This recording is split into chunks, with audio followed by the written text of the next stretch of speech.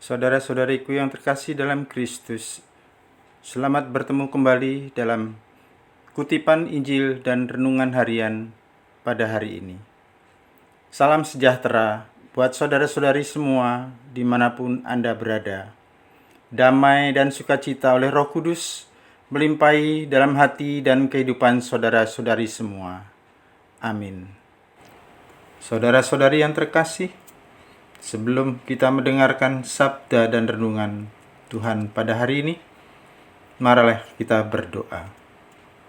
Dalam nama Bapa dan Putra dan Roh Kudus. Amin.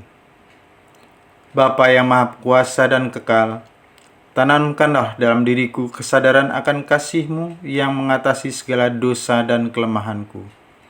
Semoga aku beroleh kekuatan untuk selalu berbuat baik kepadamu, seperti Musa yang selalu dekat padamu. Berkatilah hidupku dan keluargaku, serta semua orang yang kujumpai hari ini. Demi Kristus, Tuhan dan pengantara kami. Amin. Bacaan pertama dikutip dari kitab Keluaran bab 40 ayat 16 sampai ayat 19. Tentang hal ihwal kemah suci, Musa melakukan semuanya secara tepat, seperti yang diperintahkan Tuhan kepadanya.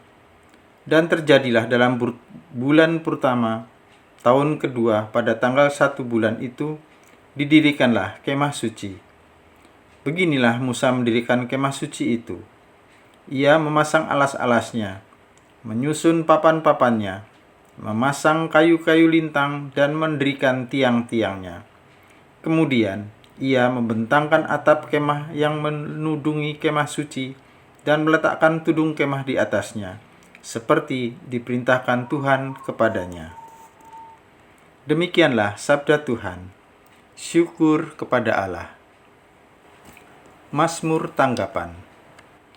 Betapa menyenangkan tempat kediaman-Mu, ya Tuhan semesta alam. Betapa menyenangkan tempat kediaman-Mu, ya Tuhan semesta alam.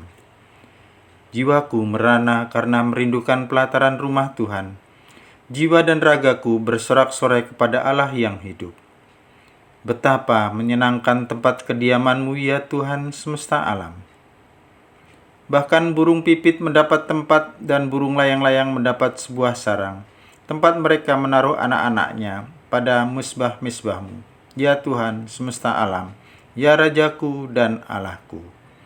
Betapa menyenangkan tempat kediaman-Mu, ya Tuhan semesta alam. Berbahagialah orang-orang yang diam di rumah-Mu, yang memuji-muji Engkau tanpa henti.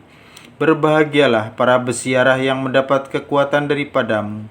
Langkah mereka makin lama makin tinggi. Betapa menyenangkan tempat kediaman-Mu, ya Tuhan semesta alam. Sebab lebih baik 1 hari di pelataran-Mu daripada 1000 hari di tempat lain.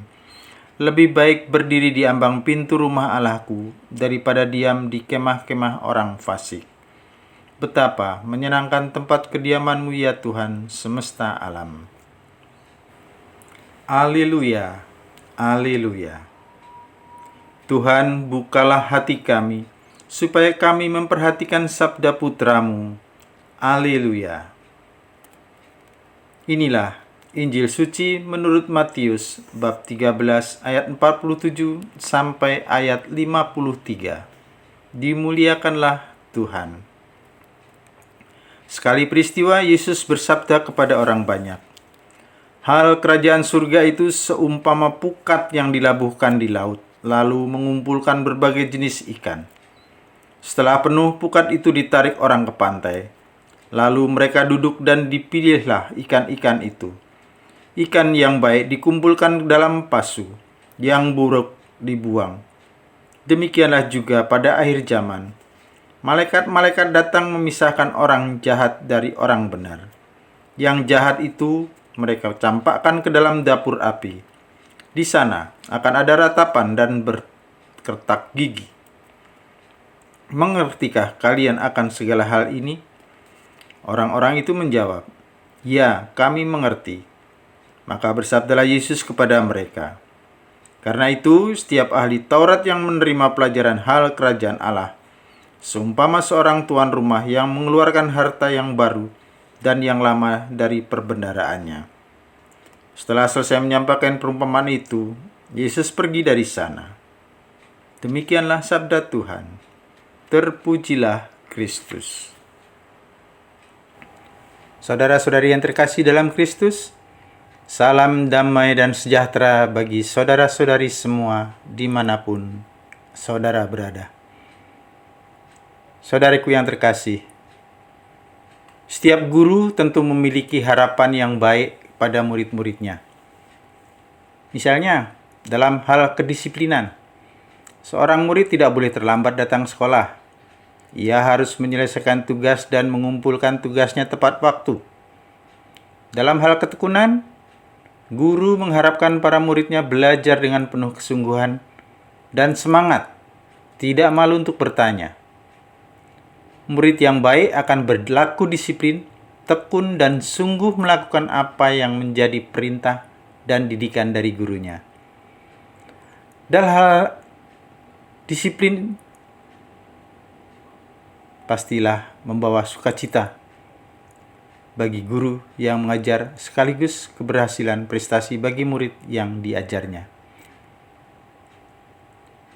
Pada bacaan pertama hari ini, Musa adalah pribadi yang taat dan setia kepada Allah. Ia pribadi yang senantiasa mendengarkan kehendak Allah dan melakukan apa yang menjadi ketetapan Allah bagi dirinya maupun bagi bangsa Israel. Sebagaimana firman Tuhan pada bacaan kita hari ini, Allah memerintahkan Musa untuk mendirikan kemah suci lengkap dengan semua perlengkapan, sarana dan prasarana peribadahan bangsa Israel. Mulai dari tabut hukum, mezbah emas, mezbah korban bakaran, bejana pembasuhan.